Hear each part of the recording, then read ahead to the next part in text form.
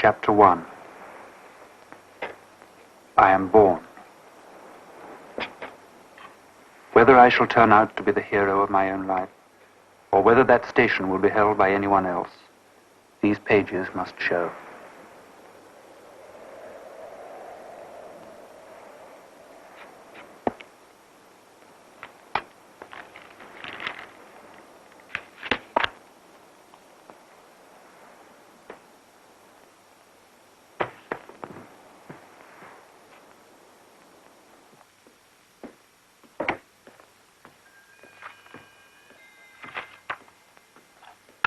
Good morning, Mr. Copperfield.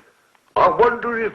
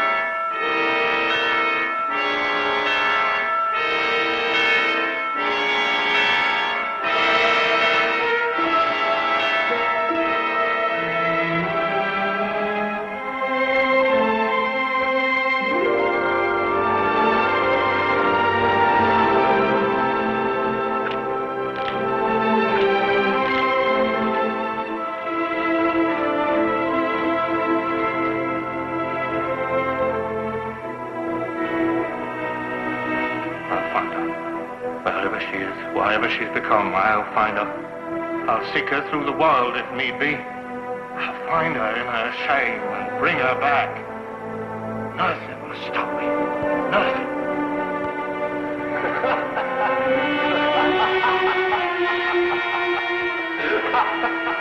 I ain't afraid of the sea, Davy. Though a cynic cruel. I'm so sorry. Davy. Daddy, don't be angry with me. Please. Dora, don't.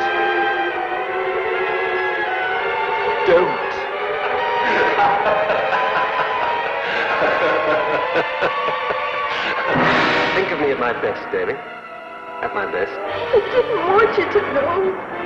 It's no fault of your own, Master Davy. Mama. Oh, Davy. Mama is not very clever. Davy.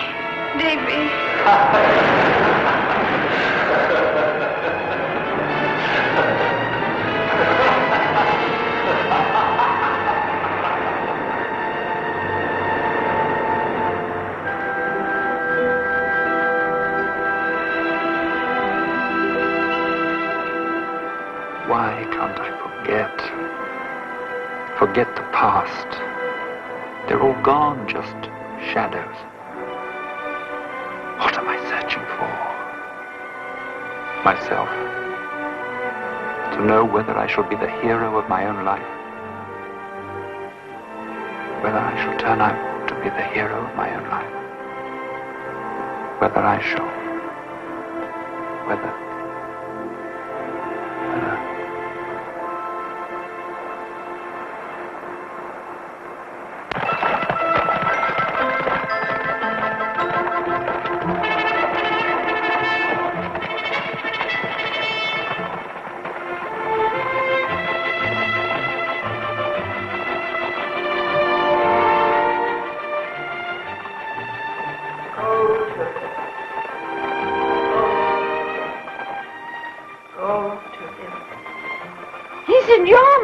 Agnes, go to him.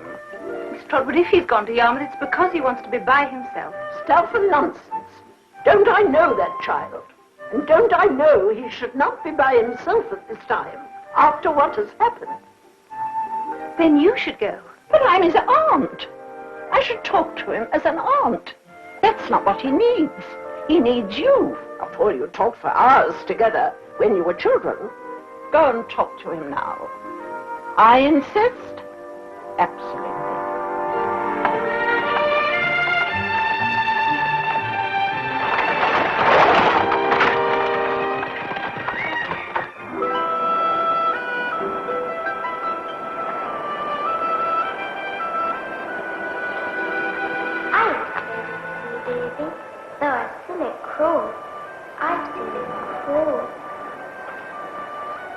Was it the sea, Emily, that took your father? Would you like to be a lady, Emily? Of course I would, but I'm an orphan, ain't I? I'm an orphan too, you know, Emily. Tain't so bad for you, Davy. You got no father, but you got a mamma. You got a mamma. You got a mamma. You got a mamma. You got a mamma. Say hello to your new father, Davy. This is Mr. Murdstone. And this is his sister, Miss Murdstone. She's going to live with us, too. If you like, Mrs. Copperfield, I could... Murdstone. She has a new name now. Mrs. Murdstone. If we need you, Peggotty, is it? We'll call you.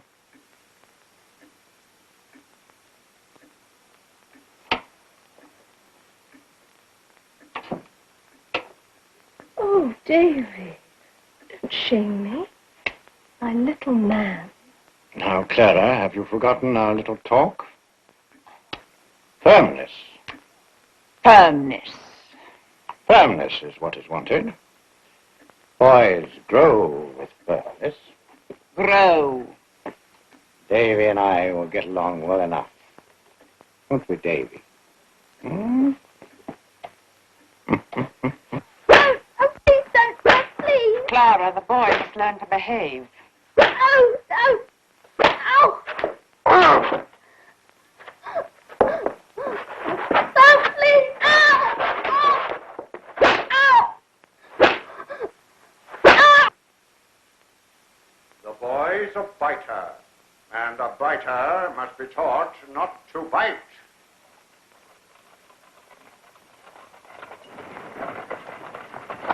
Peggotty. Davy. Oh, Davy. Oh, my precious. My own.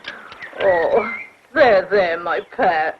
Oh, Peggotty, I didn't think I'd see you. Oh, you don't think a certain party we both know could stop me saying goodbye to my own David, do you?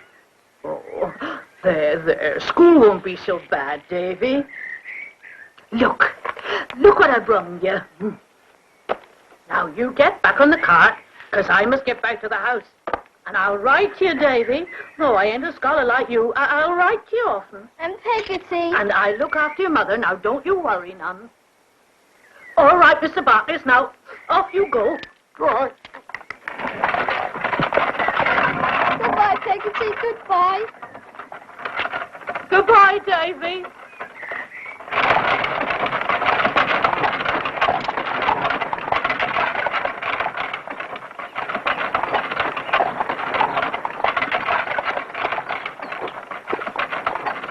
She make 'em. Peggotty, sir. Uh-huh. Oh, yes, sir. She makes all our cakes. No, sweethearts. Sweetmeat, sir. Sweethearts. Ah, sweethearts. That there, Peggotty. Oh, no. Oh, no, sir.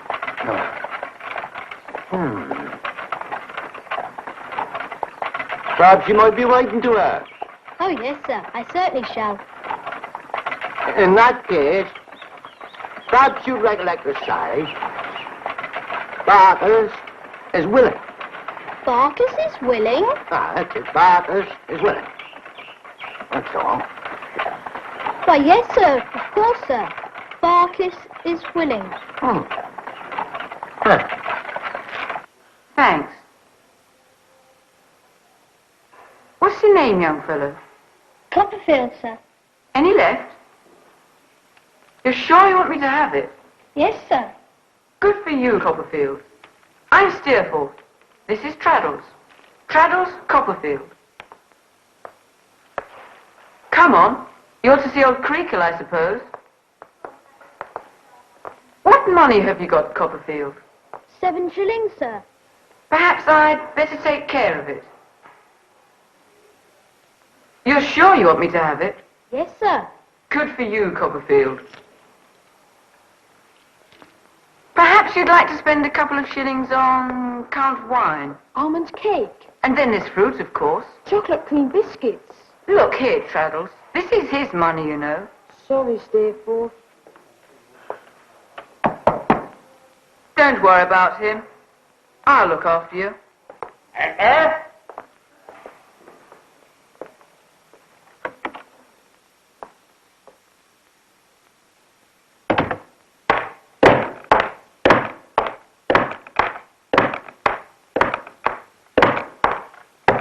Who are you?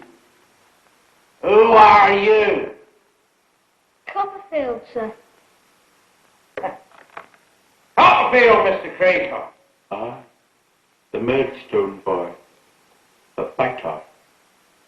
We know how to deal with fighters here. Approach me, boy.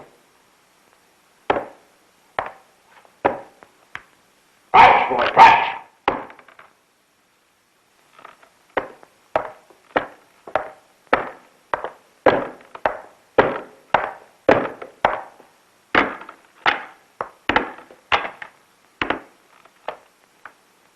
Can you read, boy? Yes, sir. What does the card say then? Beware this dog. He bites. Have you got a dog, sir? Have I got... Let's see, got it.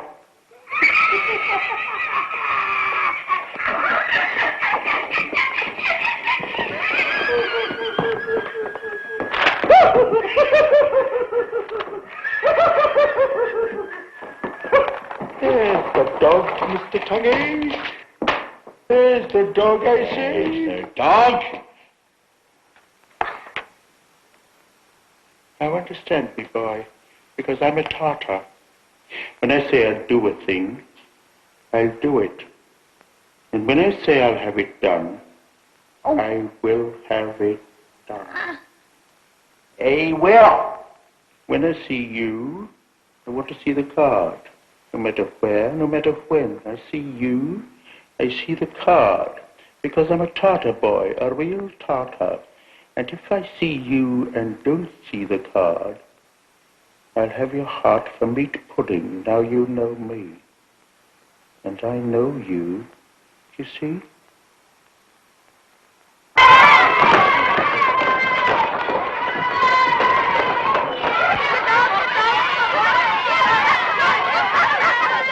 Let him go, you Waters! Let him go! Let him go.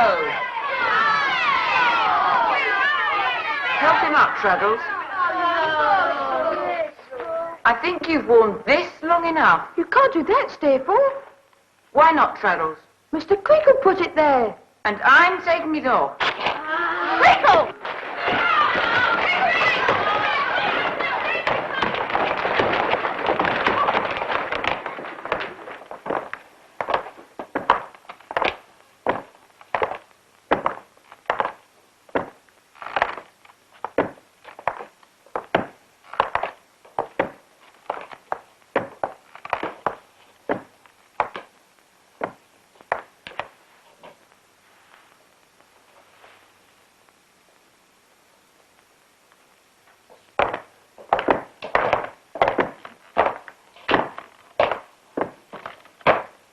Approach me, boy. Crouch, boy, crouch!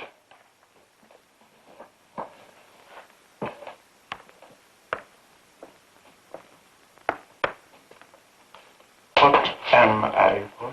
A Tartar, sir. I see you. I see the card, remember? Where's the card? I took the liberty of removing it. That was indeed a liberty, Steerforth. A very great liberty. Perhaps you had a good reason. I think so. Would you like to tell? Certainly. It seemed to me that this young fellow was getting a good deal too much protection from that card. By virtue of the angle at which the cane falls, the cane was not having its proper effect.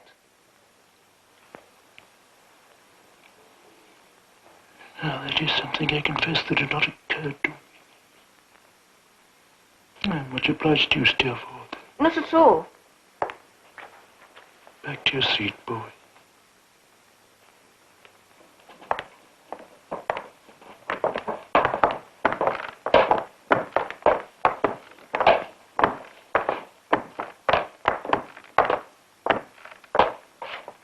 Lord is my shepherd this morning, Mr. Sharp. Hold my shepherd, Mr. Sharp.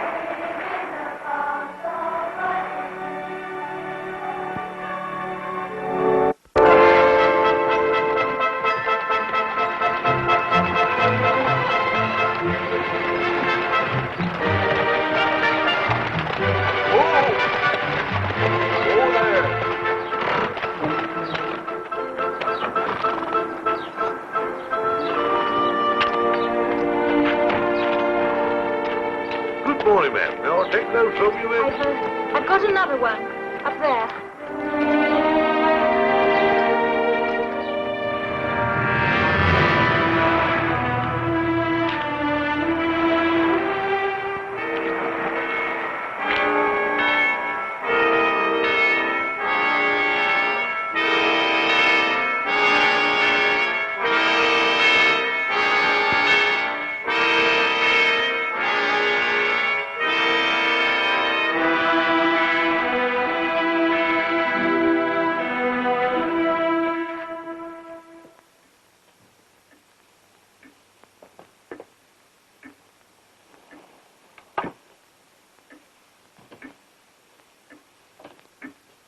Now, my baby, don't cry.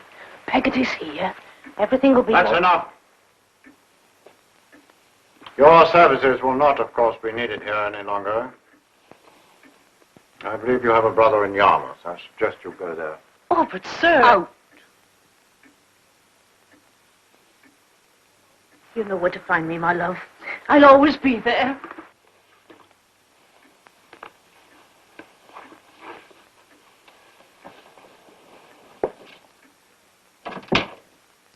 Come here.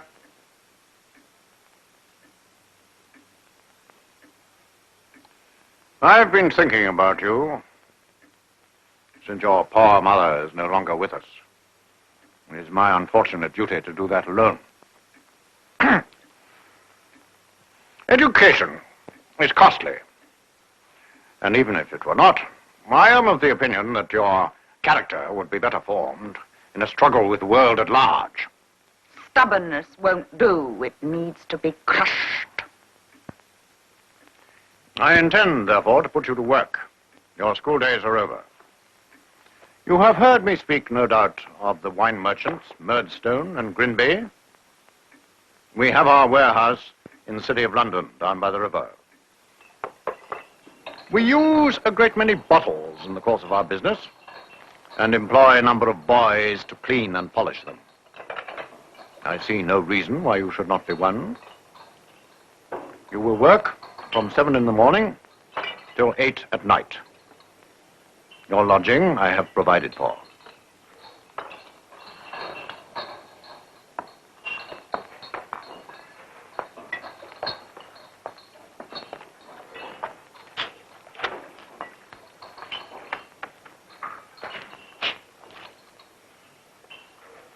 You sleep in your own time. This is Mr. Micawber. You're to lodge with him. Under the impression that your peregrinations in this metropolis have not as yet been extensive, allow me to assist you in penetrating this modern Babylon as far as my residence in the City Road. In short, I shall be happy to show you the way. And that, my dear Copperfield, is the rule I have lived by in the proverbial nutshell. Annual income £20. Annual expenditure £19, 19 shillings and sixpence. Result, happiness. Annual income £20, annual expenditure £20 and sixpence. Result, misery. And so, my dear Copperfield. Master Copperfield, I cannot disguise the fact that Mr. Micawber's affairs have come to a crisis. Apart from the heel of a Dutch cheese, which is not adapted to the needs of a young family, there is not a thing to eat in the hall. Oh, come, my dear, I'm sure if we all look, something will turn up. Something always will turn up, you know.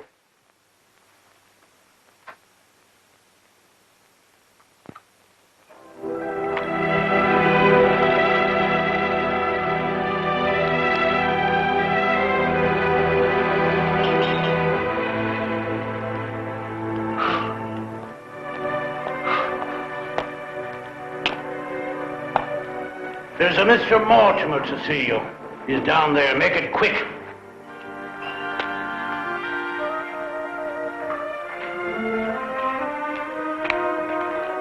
Mr. Mortimer, sir. Mr. Micawber!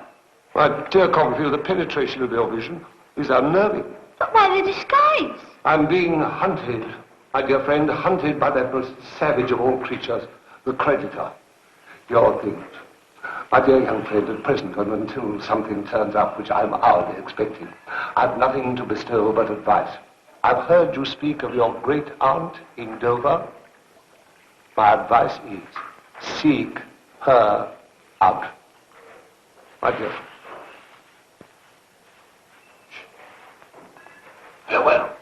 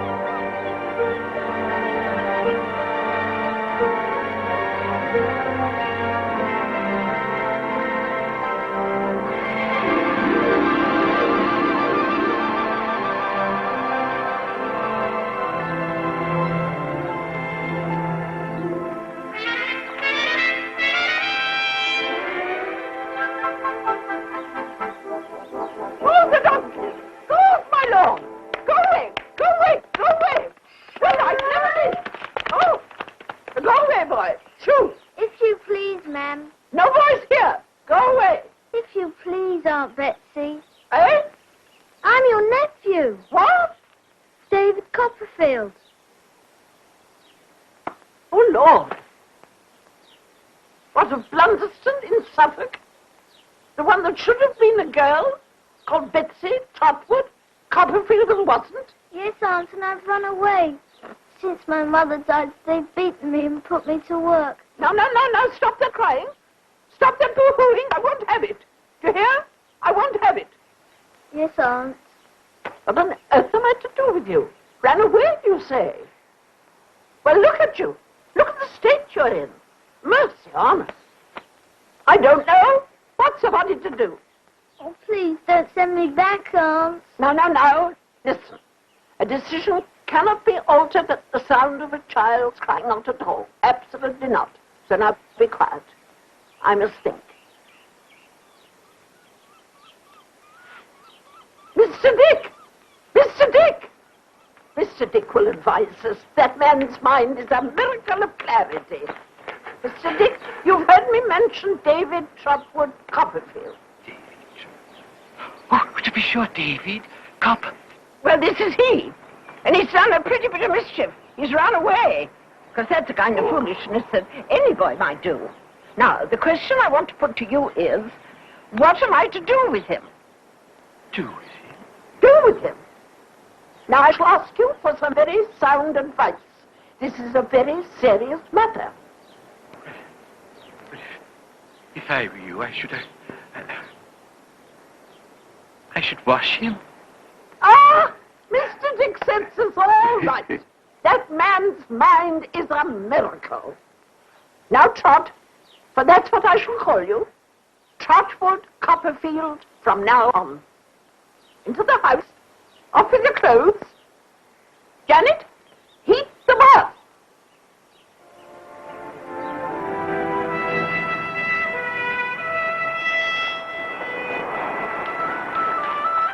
Hello, David. You shouldn't have come, Agnes. You shouldn't have come.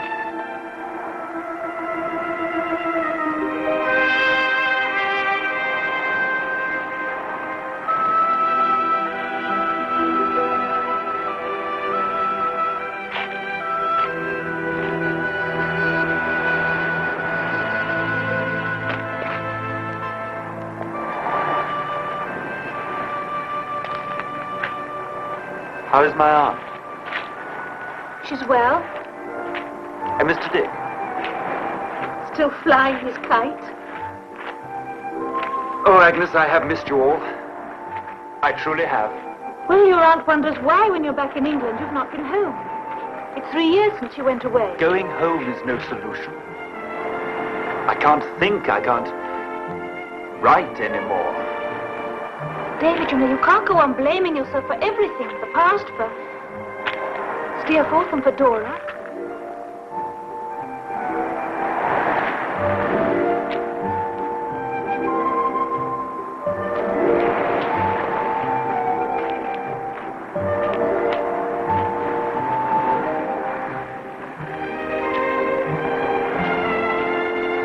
All those years when your Aunt Betsy sent you to live with us.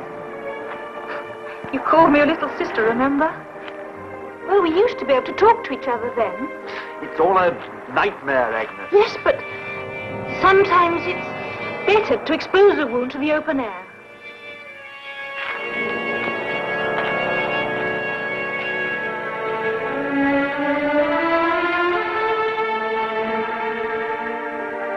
The Peggotty's houseboat.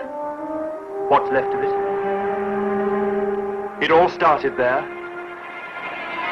Festered there, and destroyed itself there.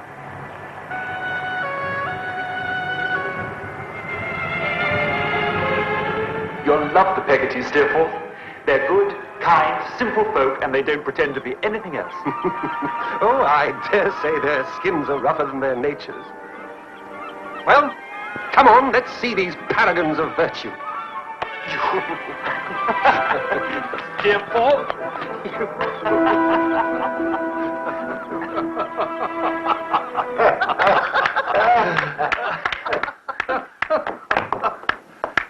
Davy! Peggotty. Davy, my old Peggotty. Master Davy! Boiled lobster, that's what I am if this don't top everything. Mr. Peggotty. And Emily. Little Emily. Goodness, how you've grown. Are you both grown? Welcome, Master Davy. It's good to see you. Oh, this is good. And who is that sitting there so quiet behind you? Huh? I bet you don't recognize that Holden, hmm? Barkis is willing. I still am. Hello, Master Davy. Hello, Mr. Barkis. Well, stap me if we ain't the rudest of them all. Here's Master Davy brings this young gentleman down to see us, and we leave him standing there like a fish out of water. Then a fish must have more than one element, Mr. Peggotty, for I feel perfectly at home. That's kindly said, sir. Steerforth, I am sorry. Not another word, then. This is my old school friend, Mr. Steerforth. Now, leave me do the honors, Master Davy. Mr. Steerforth, and those who are welcoming you to our home is as follows. My sister Clara, her husband, Mr. Barkis, my Emily, and my nephew Ham. And my plain self, as is called, Daniel Peggotty. And very glad I am to know you. Come now, sit you down, sir. And you too, Master Davy. Because I've got something to tell you which just won't keep inside of me a moment longer. How you two gentlemen come to be here on this day of all days, I'll never know. For if it ain't the brightest of my life, I'm a shellfish. Boiled, too. This here little Emily, as you see a blush in here just now, sir, ain't my child. I never had one. But I couldn't love her more if she were. You understand? I do, indeed. And this great tarpaulin of a chap is standing there beside her and has known her since a child from living in the same house with her.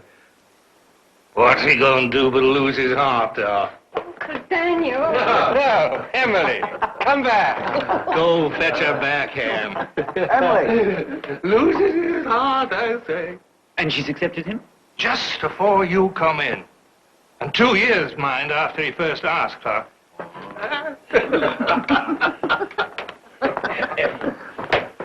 Emily, I'm delighted. We couldn't have come at a better time. Mr. Peggotty, I couldn't be more happy for you. I don't know how long I may live or how soon I may die, Master Davy. Oh, Daniel, stop talking so gloomy. Nevertheless, 'tis true. I could capsize any night in a gale of wind. And if I could see the town lights shining for the last time over the rollers as I couldn't make no head against, I'd go down quieter for thinking there's a man ashore who's iron true to my Emily, and no wrong can touch her while he lives. Mr. Peggotty, you're a thoroughly good fellow and deserve to be as happy as you are today. That's my hand. Oh. My boy, I give you joy. There's my hand on that, too. Thank you, sir. She's more to me than ever I can say. I love her true. There ain't a man in all the land or sailing on the sea could love her more. I can see that. And I can see she's worth it. Emily, I wish you joy. Thank you. And what is this I happen to have in my pocket?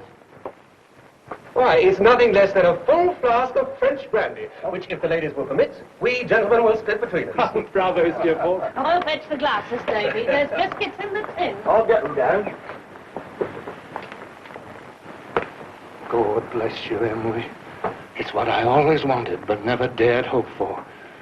I can rest happy now, knowing that no matter what happens to me, no harm shall come to my Emily. None.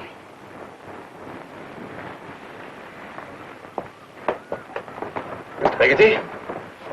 Ah, baby. I give you a toast. To the happy couple. May they live long and multiply. There, Steerforth. Have you ever seen such simple goodness? Oh, engaging enough, I agree. He's a chuckle-headed fellow for a girl, though, isn't he? Eh? Steerforth. You joke about everything, but I know it's without malice. There really is a goodness in you, David. I wish to heaven there were in all of us.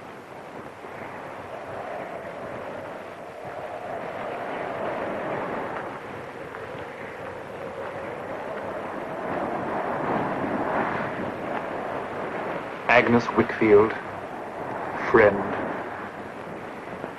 What are you? A saint on some errand of mercy? No, David. Why really did you come? Your Aunt Betsy was worried about you. After all that had happened, your strange letter. Aunt Betsy. You should run, Agnes. You're a fool to stay. Do you want me to leave? No. No. Then talk to me about it. About the voices you hear and the faces you see. Tell me. They haunt me, Agnes. And yet it's as if I wanted them to. Wanted them to punish me for all the things I've left undone. Undone? What else could you have done? I could have loved Dora more. And Steerforth less. Yes, that you might have done. There was no truth in him from the start. It seemed so plain, and yet you worshipped him. Why? You should have seen him at school. He was like a king. He was a good angel. He was your bad angel.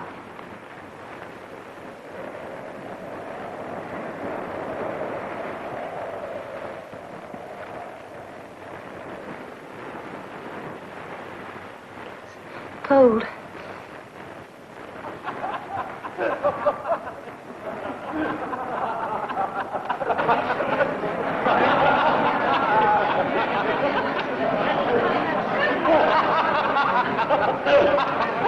You are all right, Davy. I am absolutely splendid. My friend, I think you are both quite drunk. I have led you astray. Beautiful. The whole world seems to be going round and round. Well, it is going round and round. You have ridiculous. But I never noticed it before. Nor the amount of my wine that you have both consumed. Why, Master Copperfield. What a pleasure and a privilege to see you once again, sir. I should have called say Mister, but the other comes so natural. Agnes. Oh, bless me.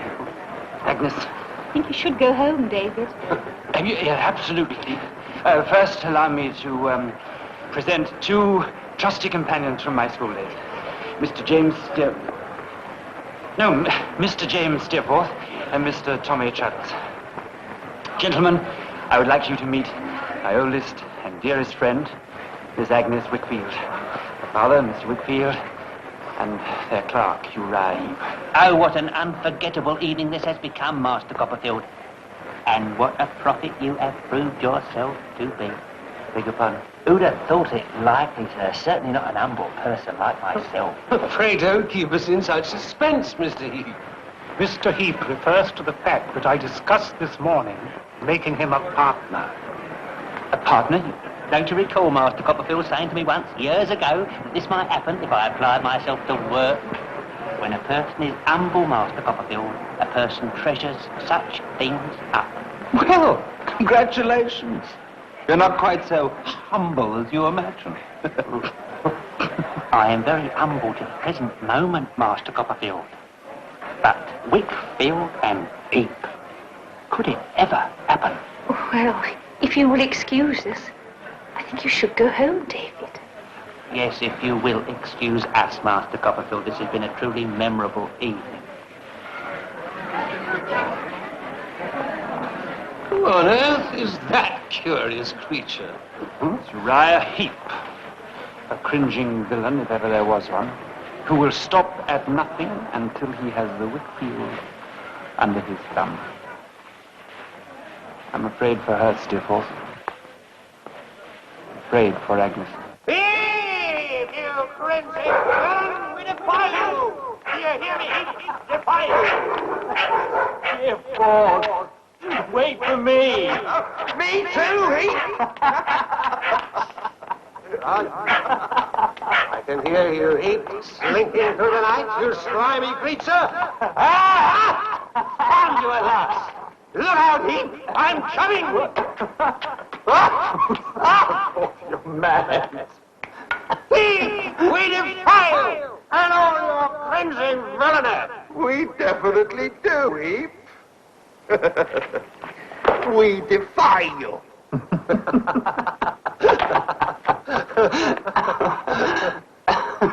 Where would that be without you, Steerforth? At home, in bed, decently sober and decently sleeping. Promise me this, Davy. If something should ever separate us, you'll think of me at my best. Promise me. Promise me. You have no best for me, Steerforth, and no worst.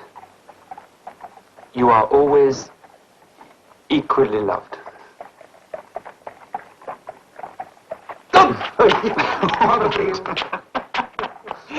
Show yourself, Heep!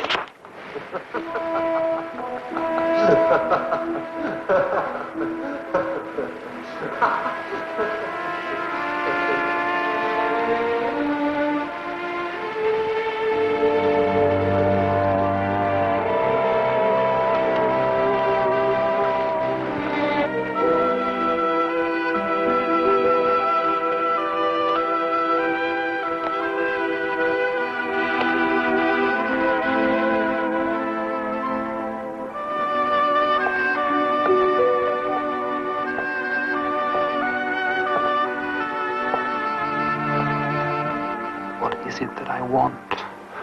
The truth? About what? About me? About my life? What is my life? Is it just a series of accidents, or is there a deeper meaning to it all? My childhood. Steerforth. Dora. So secure in her own fragile world, I should have left her there. Left her there. Steerforth, with all his talents, life unrolled itself for him like a red carpet every step of the way. Except the last. Why?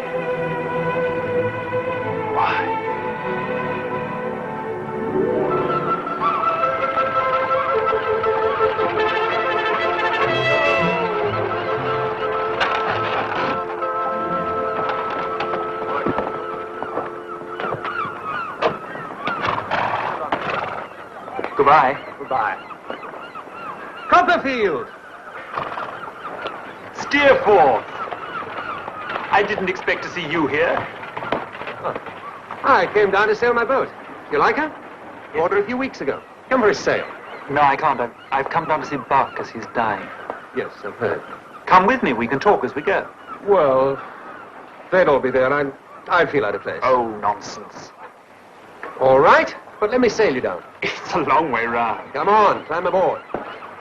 All right, I will.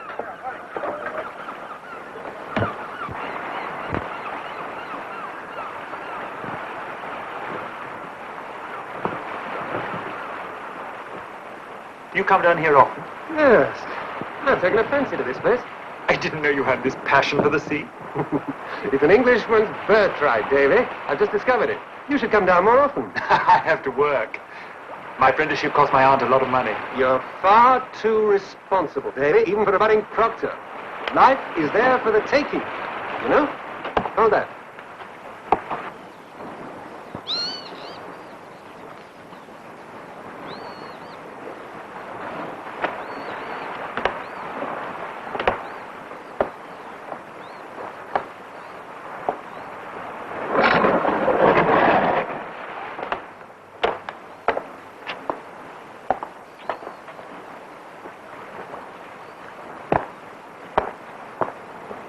Pretty name, isn't it?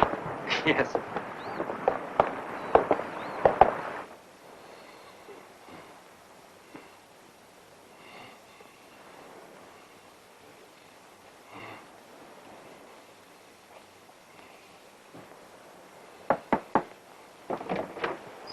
Oh, baby.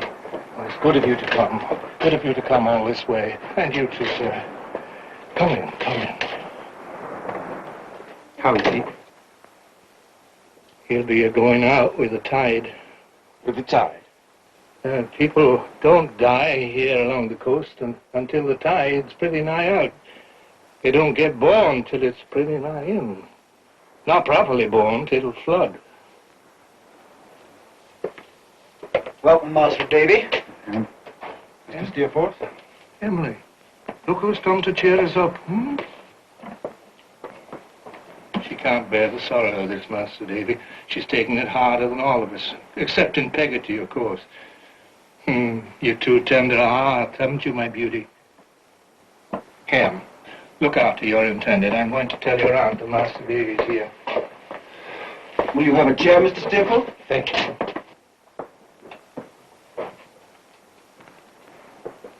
Peggotty said in her letter that you've had to postpone the wedding. Ah. Still, we got the rest of our lives ahead of us. Seems little enough to do out of respect to them that's coming to the end of theirs. She also said that you've taken a very nice little house. It is nice, Master Davy. If you'll allow us while you're here, we'd like to show it to you. I'd like that. Davy. Davy.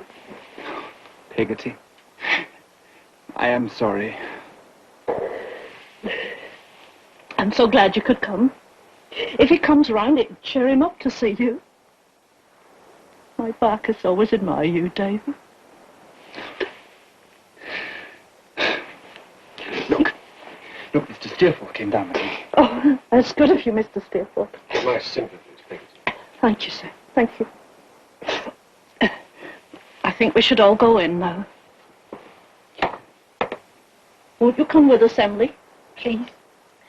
I don't want to see him. Emily! Oh, there, child. You stay here. I understand. She'll remember him as he used to be. It's best that way. I'll wait here.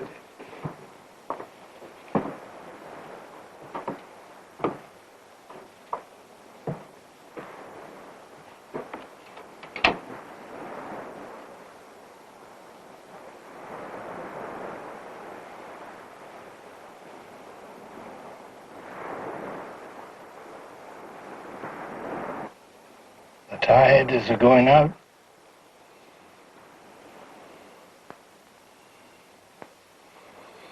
Bacchus, my dear.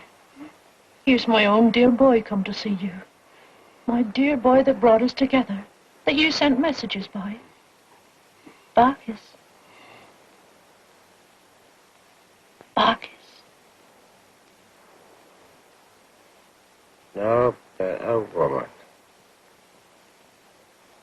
No better woman anywhere. Claire Peggotty. Bacchus. There's the name. Bacchus. Look, Master Davy's come down to see you.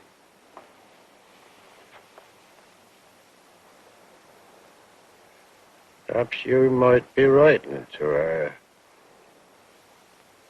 Yes, Mr. Bacchus. I should be writing to her. Bacchus is willing. Bacchus is willing.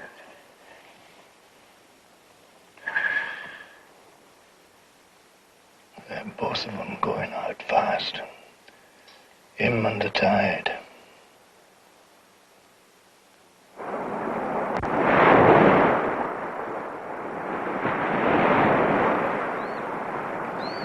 What do you see there? You come on me like some reproachful ghost. Did I call you down from the stars? No? Up from hell. I wish to God 1,000 times over your poor Daniel Peggotty or his chuckle-headed nephew. Anyone but me. I wish with all my soul I'd been better guided. I wish with all my soul I could guide myself better. Steerforth, what is it? Nothing. Nothing. Fancy, that's all. I'm heavy company for myself sometimes. Bacchus is dead. The sun sets every day for someone. We must ride on.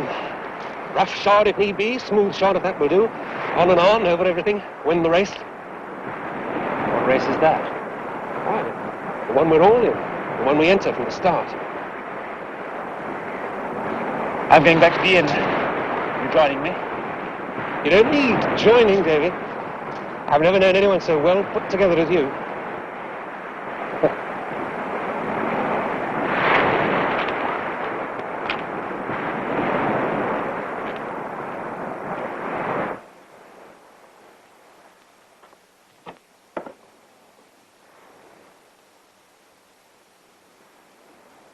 He did well for you, Peggotty. He left you well provided for. He was always so tight with money. I can see now why he was. And I used to quarrel with him something terrible over it. You done your duty by him, and he knowed it. And he done his by you. And that's as it should be. Where's Emily? She's mentioned in the will. I can't stop without her. Oh, she'll be here shortly. You're wondering what that's for, eh, Davy? I puts that candle in the window for our little Emily. You see, the path there's not over light.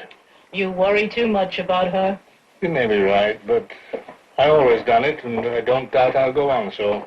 Even when she's wed? Oh, when she's wed, that's different, but I tell you something, Master David, like as not, I'll still go on putting that candle in the window and pretend that I'm expecting her. Here she is. Where's Emily? Master Davy? Will you come outside a minute? Got something I want to show you.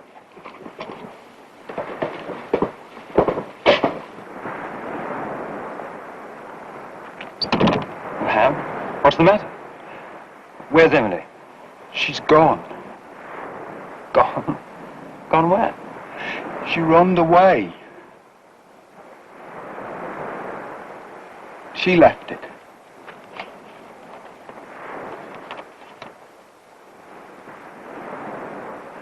What am I going to tell him, Master Davy?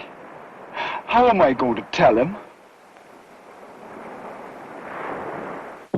Things old Barkis collected.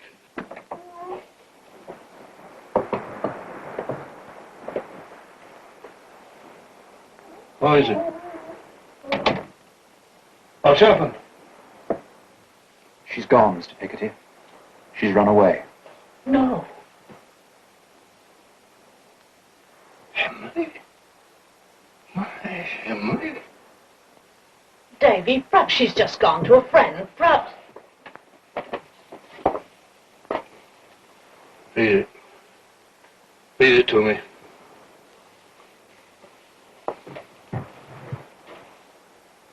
When you who love me better than I deserve see this, I shall be far away. Oh, if you knew how my heart is torn. If ever you that I have wronged so much that never can forgive me could only know what I suffer. Tell Uncle that I never loved him half so dear as now.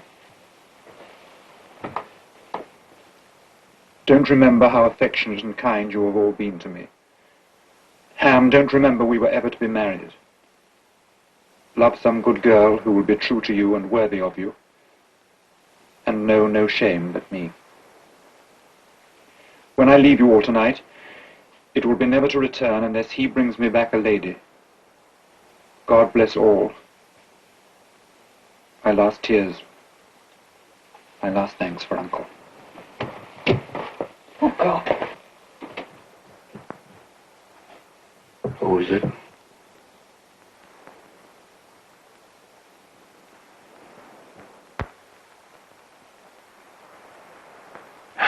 I want to know his name. Master Davy, go out a bit. Let me tell him what I must. Steerforth. Steerforth. This ain't no fault of yourn, Master Davy. I ain't a laying of it to you. Steerforth. He done this to her. Scheming viper. Told her tales of what he'd do for her. Filled her head with fancies, not caring what happened to her, excepting he got his way. Where are you going? I'll sick my niece. I'm going to sick my Emily. Daniel, there's nothing you can do now. You know what she'd become when he finished with her. She's lost. I want that candle lit every night. If any harm should come to me before I find my Emily, say to her, the last words I left her was, I forgive her. I'll find her, wherever she is, whatever she's become. I'll find her. I'll seek her through the world if need be. I'll find her in her shame and bring her back. Nothing will stop me. Nothing.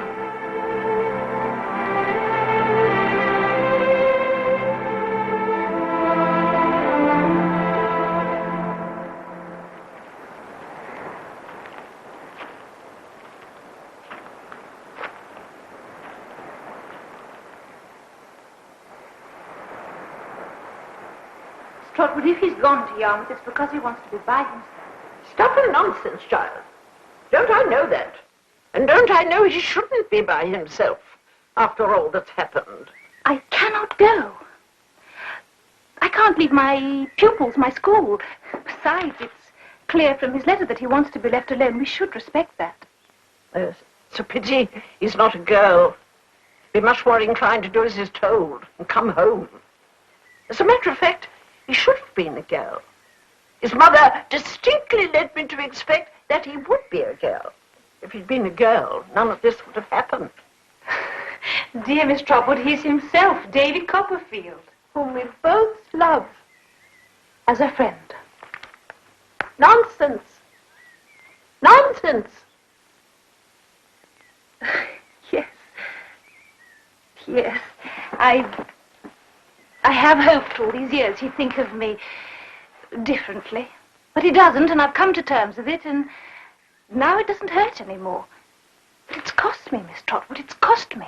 And I've no wish to start paying all over again. Well, in that case, go as a friend.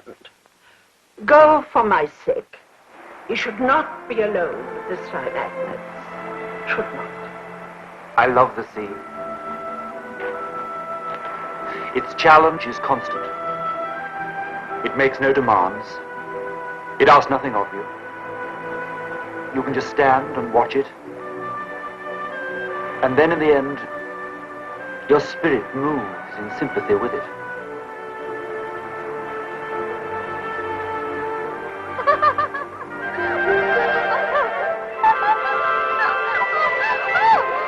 They're so young.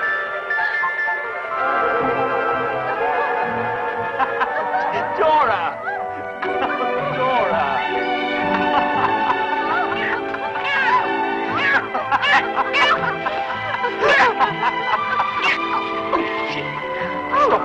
Naughty, Jippy, naughty. This is Mr. Copperfield. We like Mr. Copperfield. Dora, do you really? Yes. Jippy's very fond of you, aren't you, Jippy? Or at least he was until he sat next to that awful Miss Kit this afternoon. But I couldn't avoid it. You could see that, surely, couldn't you? Nasty Miss Kit. She doesn't like us, does she, Jippy? But I thought she was a very good friend of yours. I can't stand her.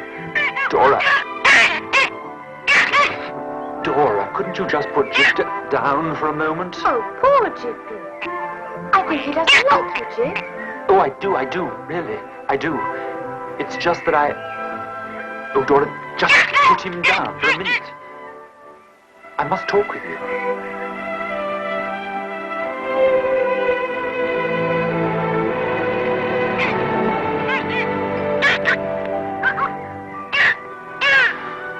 Dora, I love you. Jip, I've loved you so completely and for so long I need you. I want you forever. Jip, if you say that you don't love me, I don't know what I'll do. Jip, please, Dora, tell me that... Jip, tell me that you love me. Ow! Oh, Daisy. Yes. Yes.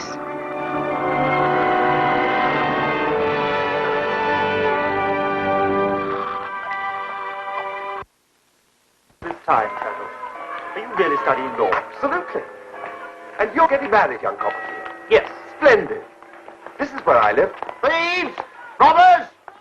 Oh, dear, more trouble. I know your kind. Well, there's no more milk until you pay up. Lively nights. Oh! Micawber! No! Have I done this? Leave me, my love, leave me. Let me write finish to that miserable book of life they call Wilkins Micawber. My love, if your creditors will not give you time, they must take the consequences. What's happening? Blood cannot be obtained from a stone, Mr. Traddles. Neither can anything on account be obtained at present from Mr. Micawber. Mr. Micawber. It's David Copperfield. Possible? Why, once more, behold, Copperfield, friend of my youth, companion of my earlier days. Master Copperfield. Mrs. McCall.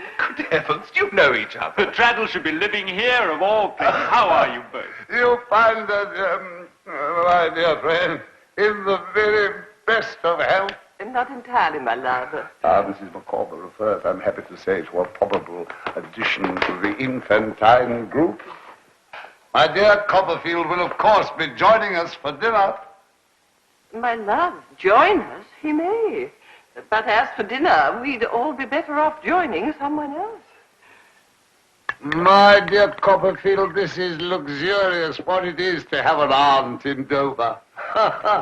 Your style of living reminds me of my bachelor days, which brings me to my 5th toast of the evening, to your approaching connubial bliss. Not before time. To learn that your life is about to be sanctified by the influence of woman in the lofty character of wife completes my euphoria. In short, I am delighted.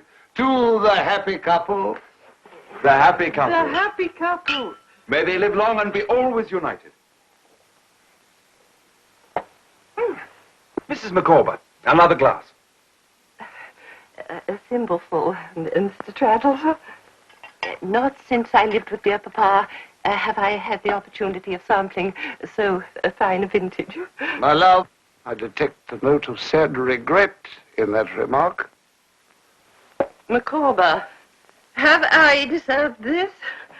I, who never have deserted you, who never will desert you. Pray, Mrs. Micawber, don't distress yourself. No, Miss Spenlow. It's of no use asking me. I never will desert Mr. Micawber, never. Mr. Micawber, what line of business are you in at present? I'm engaged, my dear Copperfield, in the sale of corn upon commission. A gentlemanly avocation, but hardly remunerative. A situation that Mr. Micawber is about to remedy. Is that so, Mr. Micawber? My dear, there are times when one needs to take a pause, to fall back, so to speak, to take what can only be termed a spring. Absolutely. You find me, dear friend, fallen back for the spring. I'm about to make a most vigorous leap. In which direction? My dear Traddles, the responsibility for the profligate waste of my talent lies with society. I shall make that waste known to society by the simple device of advertising it in the newspapers. I shall challenge society to set that wrong to rights. Throw down the gauntlet, as it were, and say, in effect, show me who will pick it up. Let the party immediately step forward. Aunt Betsy, what are you doing here? And I'm ruined, Trot. I'm ruined. That's what I'm doing here. I've lost everything. I've nothing left in the world except what you see. Well, God help you now, Trot, for I no longer can.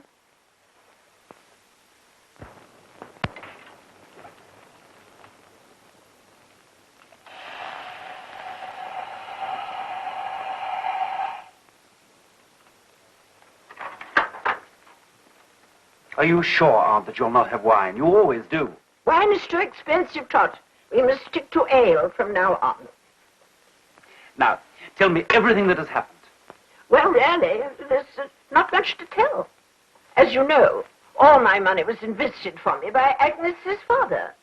When he took that writhing creature Heap into the firm, nothing seemed to go right. They made a mess of everything, including my money. I shall make an end of my apprenticeship and try to get back the money you had to pay. Trot, if you do that, it will be the end between us. But, Aunt, it was such a lot of money. My dear child, if I've any object in life at all, it is to see you set up. I'm bent on it. And so is Mr. Dick. Aren't you, Mr. Dick?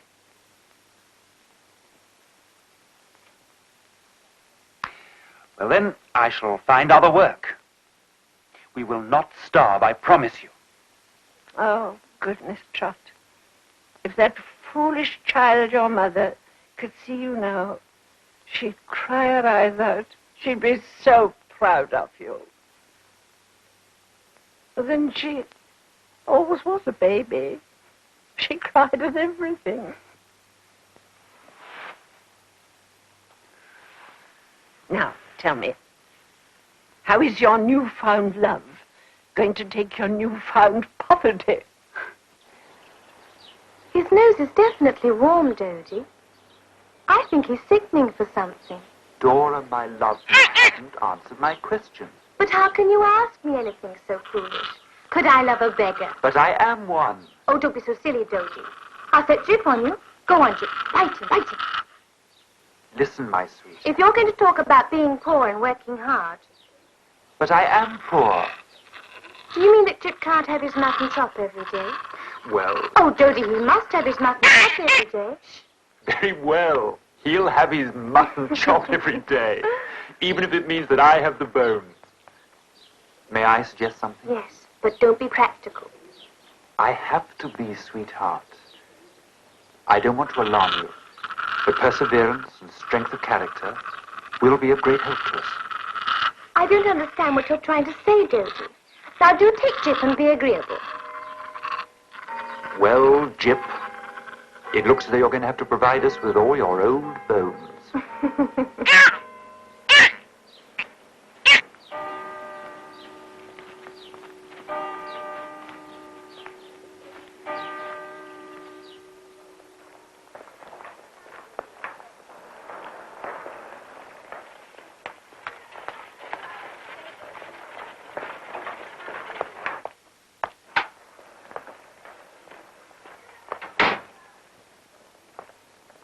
Would you tell Miss Stropford that her nephew has come for her?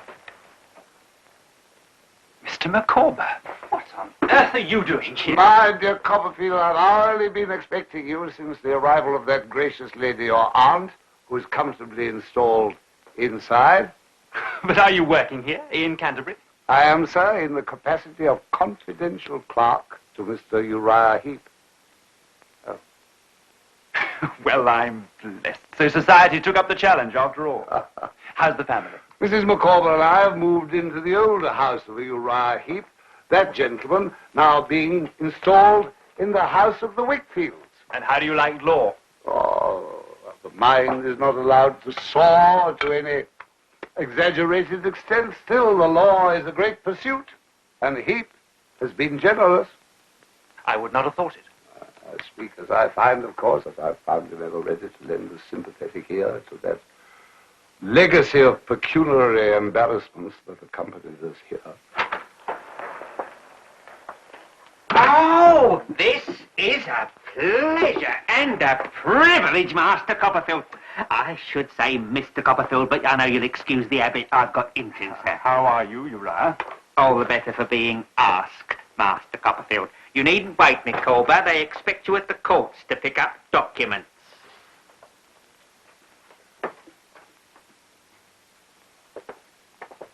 What a tragedy has overtaken your aunt, Master Copperfield. I was sickened to hear of it. Oh, we shall survive. I hear you've moved into the Wickfields' house. Yes, so much more convenient. I occupy your old room, you know. All stratagems are fair in love, sir.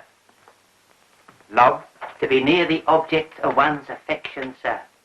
Even the humblest of us may aspire to. You don't seriously imagine that Miss Wickfield... Oh, no, sir, not seriously imagine. I'm far too humble for that. But seriously hope, sir. Why not? Miss Agnes is very grateful for what I've been able to do for her father. Oh, is she? For I am hopeful I have been the instrument of good to Mr. Wickfield. Oh, what a worthy man he is, Master Copperfield, but how imprudent he has been. Wickfield, imprudent, you... If anyone else had been in my place these past few years, he'd have had Mr. Wickfield under his thumb. Under his thumb. Ah, Trot, there you are. Well, this sorry business is concluded. I'm as poor as I thought. Now, let us be on our way. Oh, Miss Trotwood, what an absolute delight and a privilege and pleasure. Just take it, will you keep still? Don't be galvanic, sir. If you're an eel, say so. If you're a man, control your limbs. Good God. I will not be serpentined and corkscrewed out of my senses. I do most humbly beg your pardon, Miss Trotwood. Did you have Miss Trotwood sign the conveyancing deed for the cottage? No, I'm afraid I... Dear, dear. Forgetful, aren't we? Top drawer.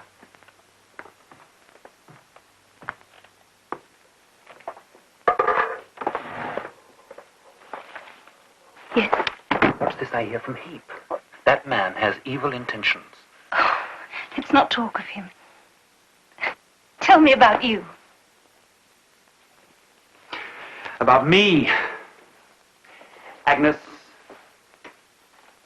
I'm in love. I'm in love with the most wonderful girl in the world. Who is she? Her name is Dora Spenlow, and I want you to meet her as soon as possible and tell me what you think of her. Why will it make any difference? No, I just want to hear you go into raptures about her. Oh, David, I am so happy for you. We're ready to leave, Trot. Yes, I'm just coming.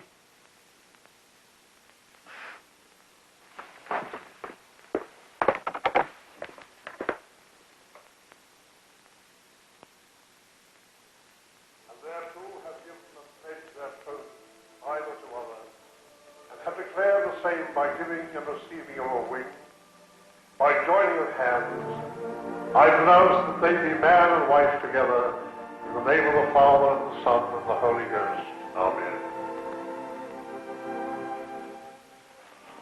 God the Father, God the Son, and God the Holy Ghost, bless, preserve, and keep you. The Lord mercifully with his favor look upon you, and so fill you with all spiritual benediction and grace, that you may so live together in this life, and in the world to come, ye may have life everlasting. Amen.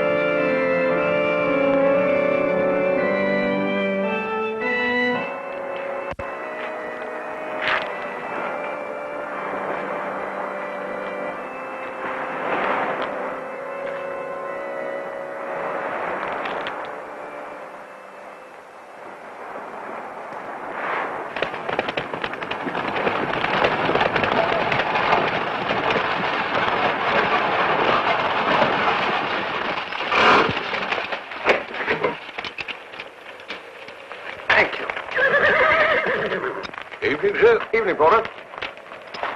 Evening, John. Evening.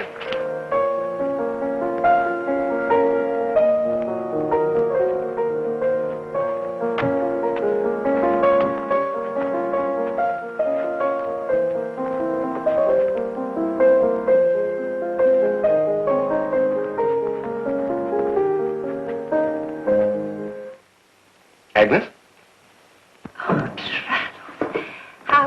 Wonderful. You're the last person that I expected to see here. Well, I had occasion to be in Norwich on a case this morning and decided to return to London by way of Yarmouth.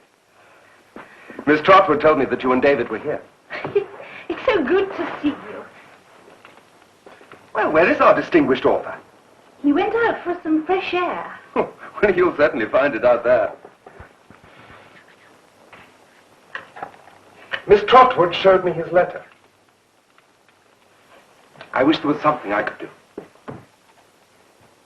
I heard from him while he was in Switzerland, but I'd hoped his trip abroad would help him forget, but... Steerforth, Dora. It all seems to have happened such a long time ago. How hard this must be for you.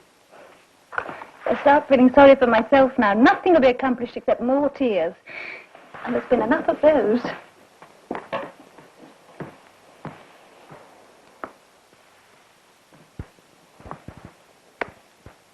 Does he know you're in love with him? I've known you both a long time, you know. You are in love with him, aren't you? He's such a fool. Traddles, he's so alone.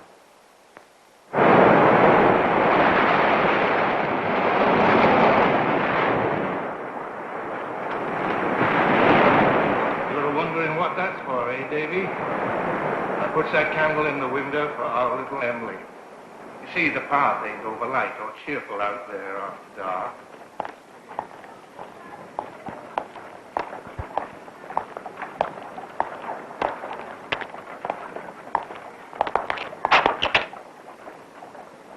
Master Davy, you, Mr. Peggotty. I've been a long way, Master Davy. A long way. It'd take too long to tell you all the places I've been. But right through France, down as far as Italy. I curse the day I took him to Yarmouth. I should never forgive myself. One thing I can tell you, though. She's no longer with him. You mean she's left him? Well, as far as I can make out, he left her, which don't surprise you or me. Poor Emily. Anyway, losing track of him, I traveled home.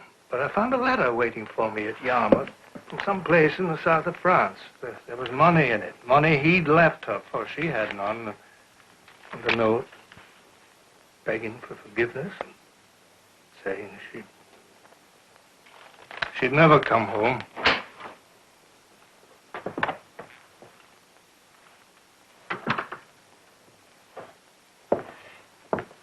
Where do you think she'd go? It's hard to say, but what I think is she might find herself here in London and... It ain't no use disguising, Master Davy, what's most likely to happen to her. Well, Master Davy, what's your news, eh? Mine. Well, I'm married. God bless me, there's the thing. Married, are you? Yes, and we're expecting our first. Then you oughtn't to be sitting here talking with me, but be home along with her. Come on now. It's done me a power of good seeing you, Master Davy.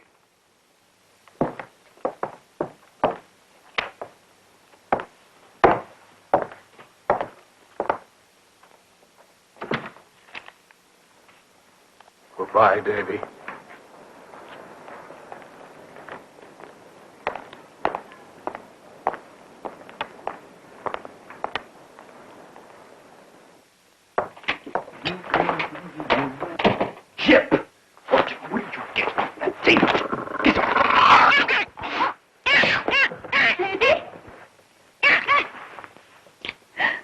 My sweet, you must keep Chip off the table. It's unhealthy. Oh, I do try, Dodie, but he's such a naughty little thing. Cold supper tonight? Oh, no. Lamb chops baked in the oven and roast potatoes. I don't smell anything cooking. I don't think Marianne started it yet. Oh, Dodie, don't be cross. Dora, this won't do. It really won't. It happens every night. You must speak to her. Oh, no. No, Dodie, don't ask me. But you must. It's your house. But you know she never listens to me. She will never have any respect for you if you... The Micawber. You may show me the door, if you wish. Mr. Micawber, what a... Sir, I'm a straw upon the surface of the deep, tossed in all directions. Are you in debt?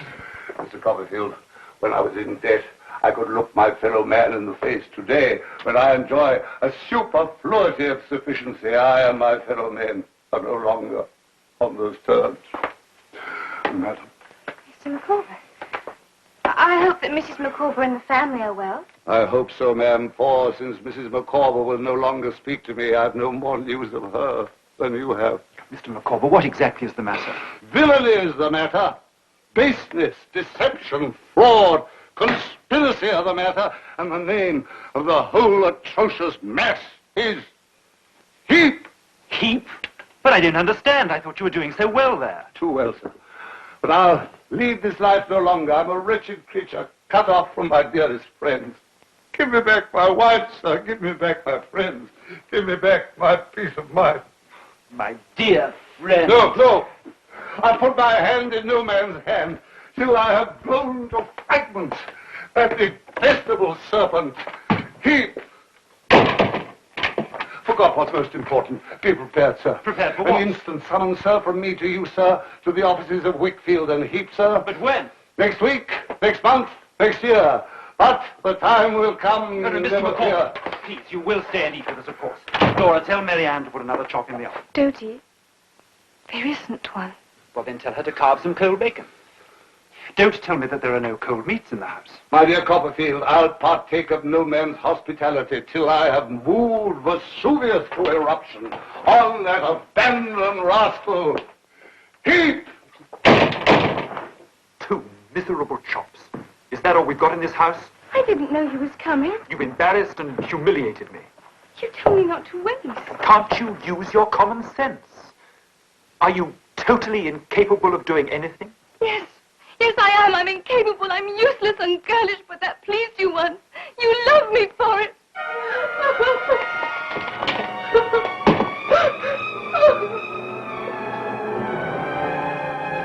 You're incapable, Clara. Now, give Jane the keys to the house. I try. Clara, you're pretty, as everyone knows, but thoughtless, too. And the house is not your strong point. Now, give Jane the keys.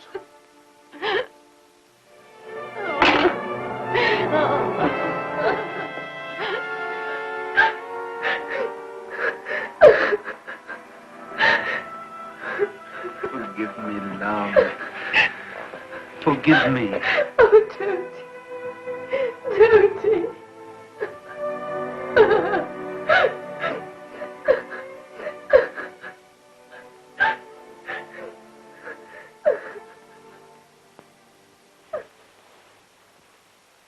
David, I'm off to bed now. Shall I see you in the morning before I leave? Yes, of course. I'm sorry. Ah, nonsense. Good night, Agnes. Thank you.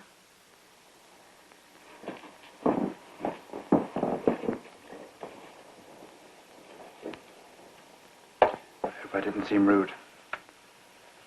He understood.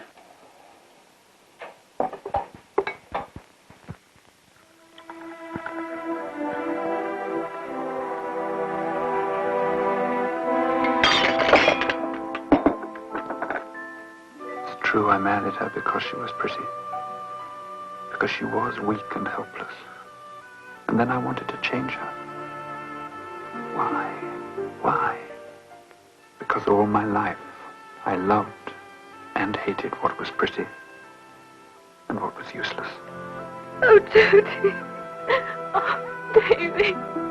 Loved and hated the careless, irresponsible world of Steerforth and Dora, yes, and even of my mother. Desired it, yet despised it. The pretty shape without substance, the tinsel people of the world who glitter for a while, yet fall to pieces when you touch them. Oh, Dodie. Oh, Dodie, I'm sorry. I'm so sorry. Yes, I even wanted the child that was born dead, in the hope that it would change her. Make a woman of her.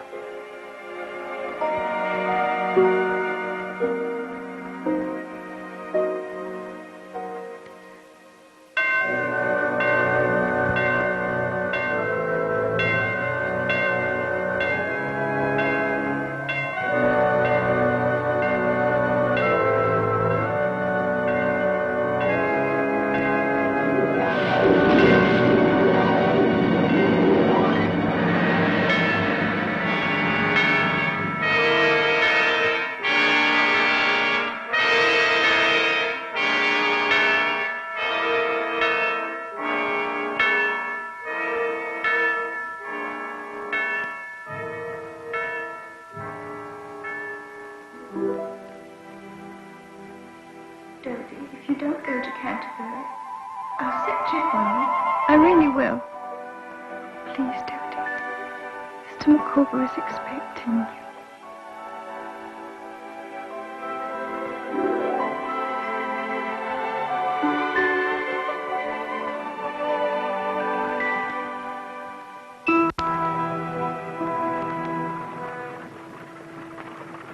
shouldn't have left her.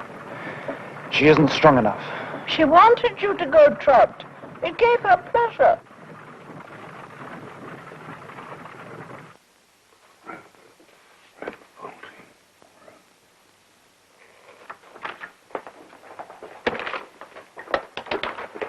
Mr. Micawber, we are here.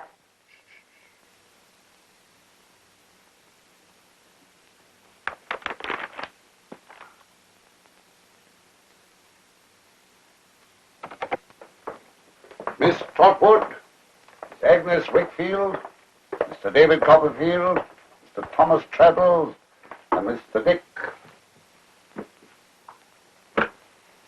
Oh, this is indeed an unexpected pleasure, Master Copperfield. I hope to see you well, sir. And Miss Trotwood, I am honoured, ma'am.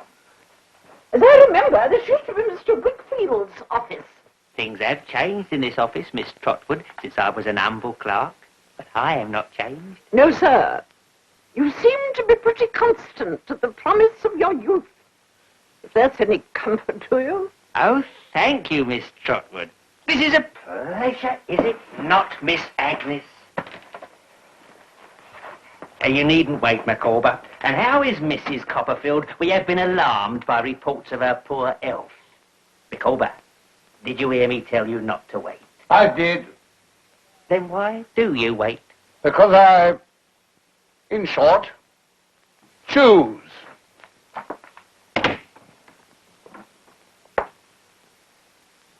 Oh,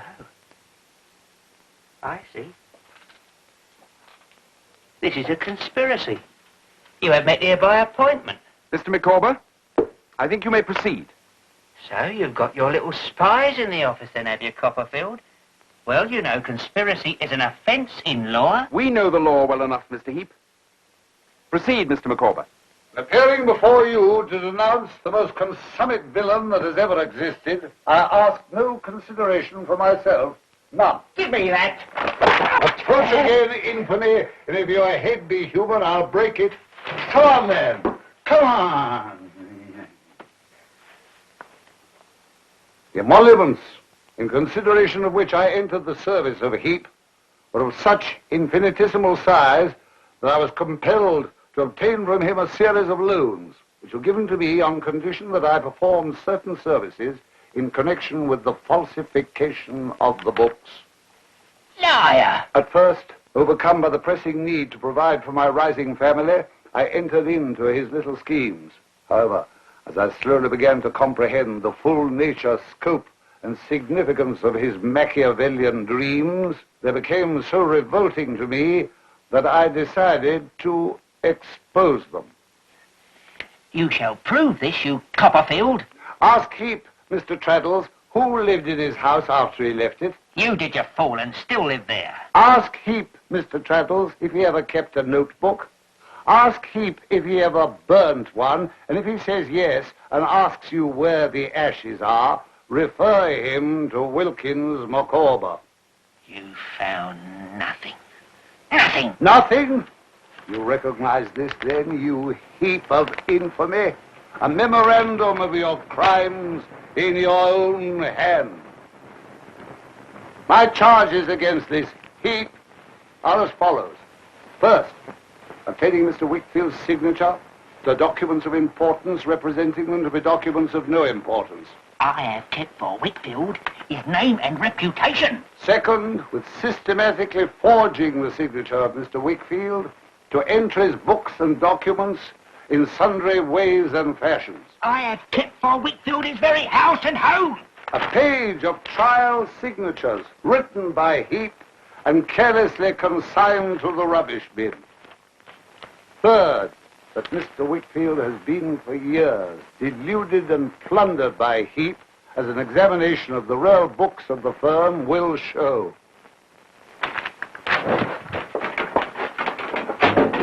They are gone. They are. Some thief has stolen them. I did, and posted them to T. Traddles, barrister at law, 3 days ago. Heap, you will make restitution to the last farthing, to Miss Trotwood, Mr. Wickfield, and others. All books and papers will remain in our possession, and you will keep to your room until they've been thoroughly examined. Has that Copperfield no tongue? I won't do it! Copperfield, step round to the guild hall and bring back 2 officers.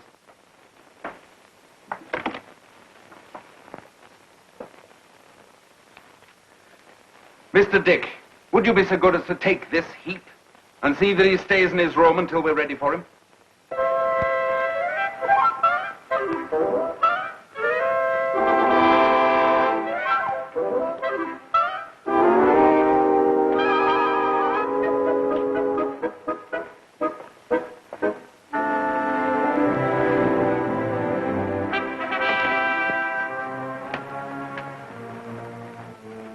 You have never liked me, Copperfield, as I have liked you. You've always been against me.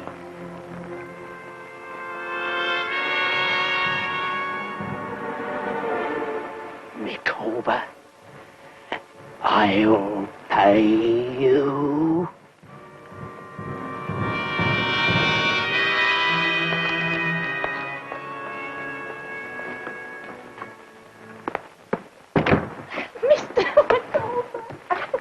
There, congratulations, sir. Over here. Oh, Madame Treadles. Thank you, young Copperfield. oh, Mr. Micawber, how can we ever thank you? The cloud has passed from my mind, ma'am, and that is my thanks. I am restored to my fellow creatures, and that is my thanks. But Mrs. Micawber and I will once again tread the endless path of pecuniary involvement makes me almost lightheaded. Welcome, poverty. Welcome, misery. Tell me, Mr. Micawber, have you never thought of emigration? Emigration, ma'am. Yes, just starting life afresh.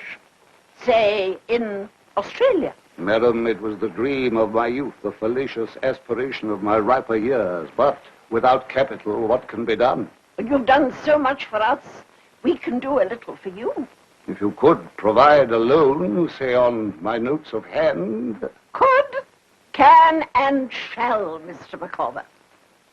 My dear Copperfield, I entertain the conviction that upon that distant shore, something of an extraordinary nature will turn up.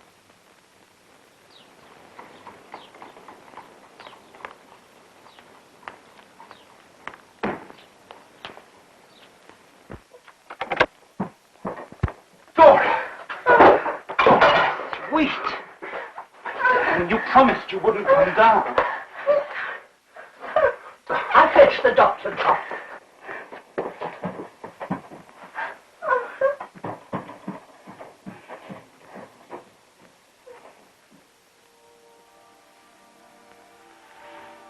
Don't be angry. I'm angry, my angel. I just blame myself for having left you. Sorry. Happy, Dora, happy. I have. And I tried, Dodie. I really tried. Even with the baby, you wanted it so. Don't. Oh, but sometimes I used to think it would have been better. That we just loved this boy and girl. No. No. Dodie. Oh, my poor boy cried.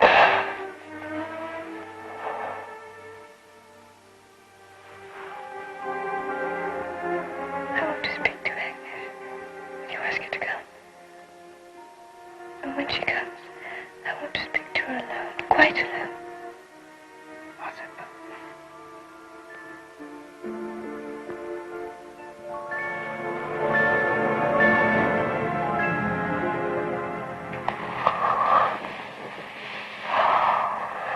Dodie, how I have loved you.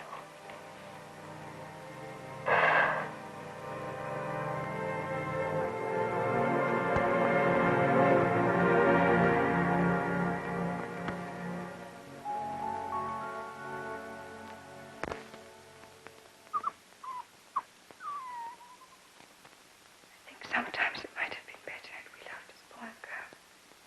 And forgotten it.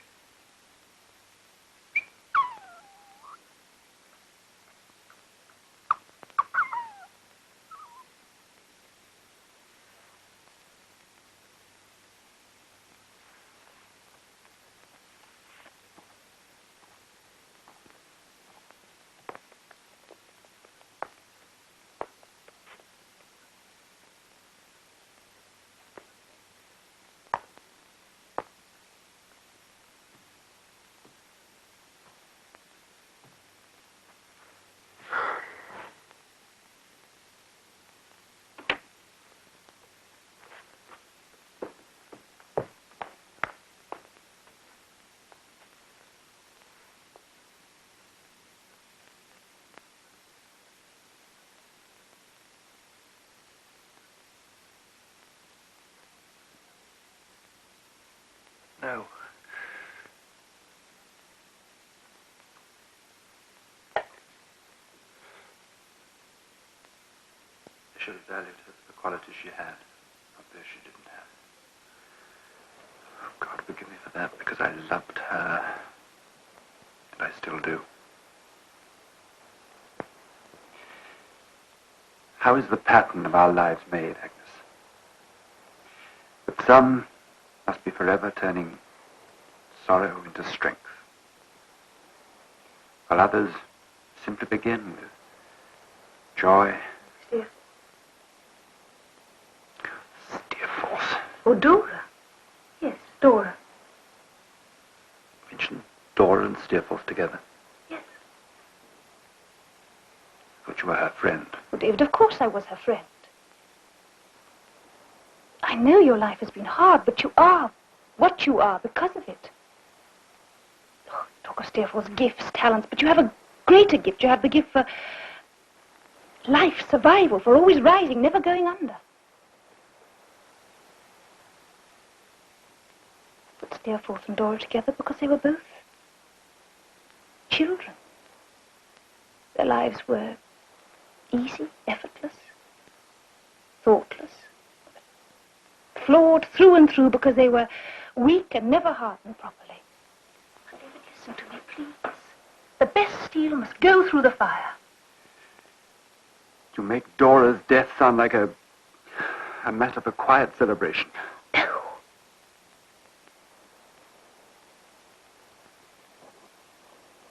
What good can come from Dora's death?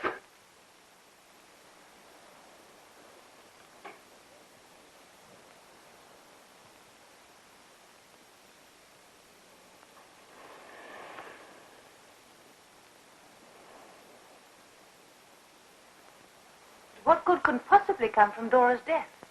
No one loved that child more than I. As pretty, as warm, as good-hearted a creature as you'll meet this side of the grave. But she was not for him. Not for David Copperfield. And he was not for her. They would have found it out before long. They were on the point of finding it out when she died. Had she lived, that marriage would have turned into an arid, sterile union that would have poisoned both their lives and made them miserable ever after. Now, he's free. He can remake his own life, if he will.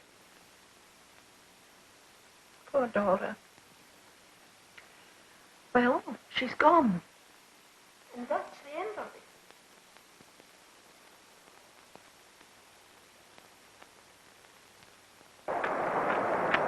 Goodbye, sir. Safe journey, ma'am.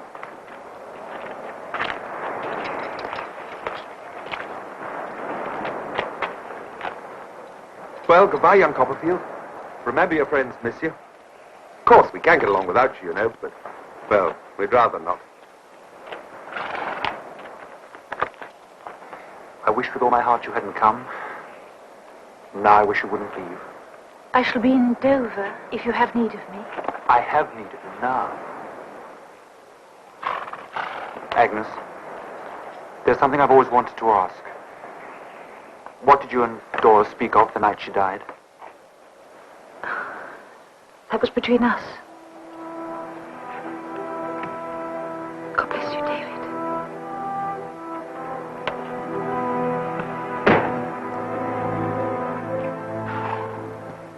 Get up there.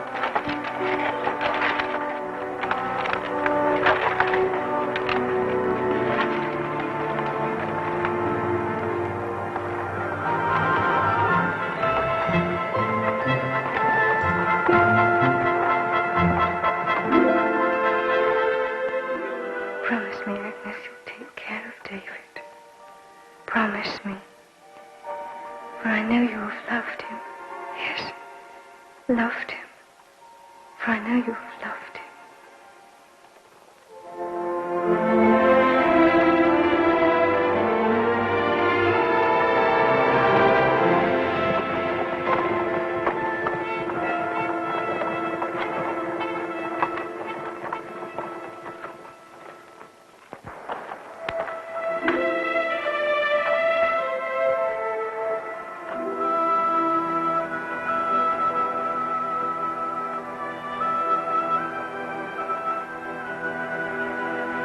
alone again.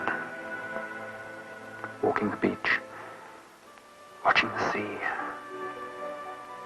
Will I always be alone, buried somewhere under all these memories? To know if I may be the hero of my own life or forever its victim.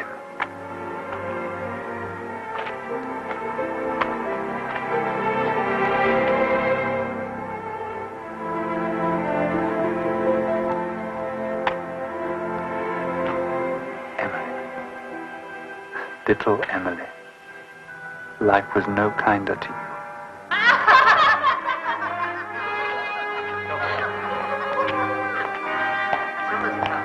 Mr. Peggotty, it won't be her, you know.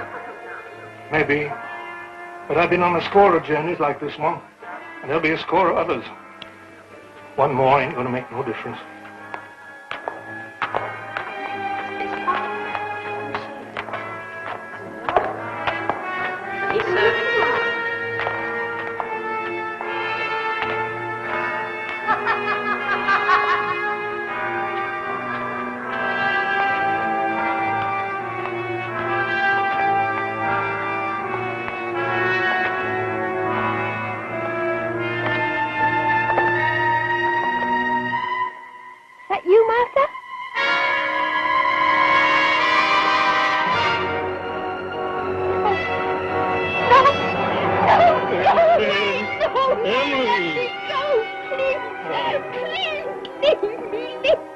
My little one.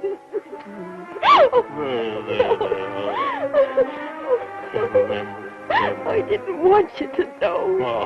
I didn't want you to know.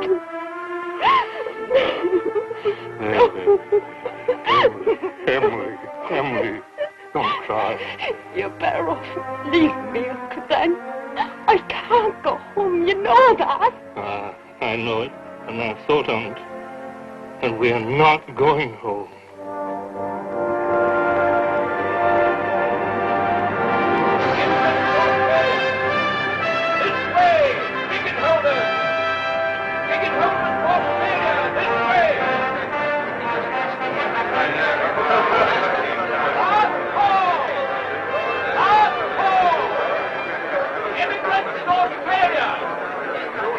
It seems the moment has arrived, my dear. Are you ready? Quite ready, my love. Every blessing and success, Mrs. Micawber. I feel confident, dear Mr. Copperfield, that Australia is the legitimate sphere of activity for Mr. Micawber. I'm certain of it. I do not as yet allude to the governorship of the colony, merely to the right opportunity. I only hope that the journey will not prove to be too tedious for you. My dear Copperfield, you provided us with delightful company, a young lady who will be a comfort to Mrs. Micawber, and a man after my own heart, an old sea salt, with whom I can discuss the proper navigation of the vessel. Perhaps even drop a word of advice in the ear of the captain. We shall, sir, if need be. You know, Copperfield, I have a distinct presentiment that something of an extraordinary nature is about to turn up. The Micawber, the luggage. Dear Copperfield. No, little one. Good luck.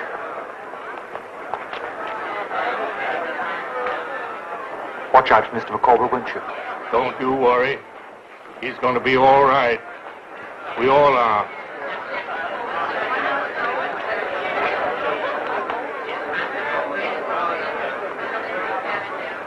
Well, Emily? You've done this for me. I know.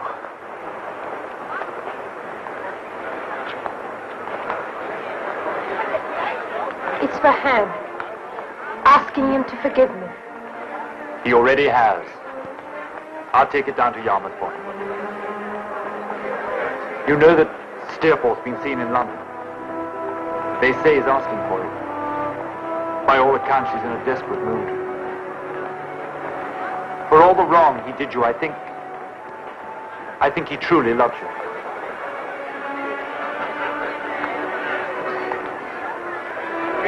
Eloquent only may use the bars to praise them.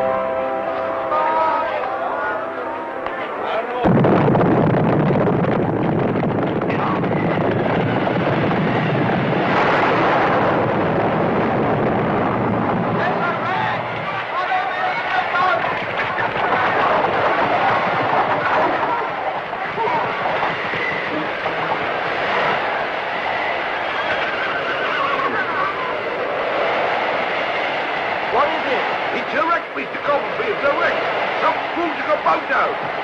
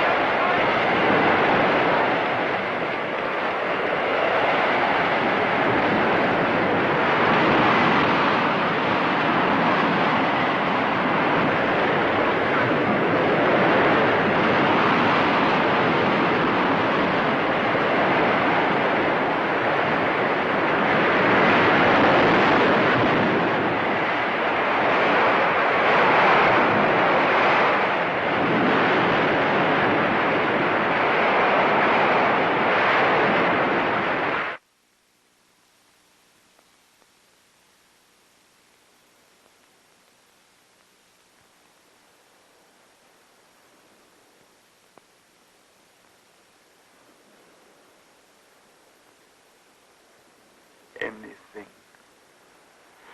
Anything, Steerforth, you could have done anything. Reach the stars!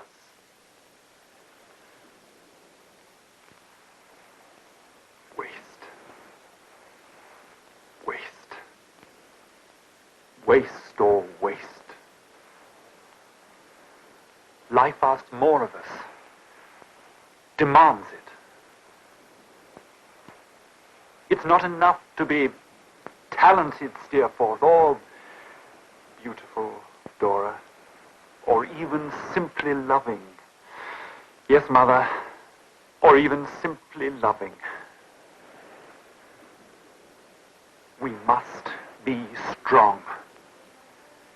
Or else the gifts that God sends us into the world with will just fade and wither in the first cold wind that blows on us. The gift for life. The best steel. Must go through the fire. Yes. Yes. Chapter 1. I am born. Whether I shall turn out to be the hero of my own life, or whether that station will be held by anyone else, these pages must show. To begin my life with the beginning of my life, I record that I was born on a Friday at 12 o'clock at night.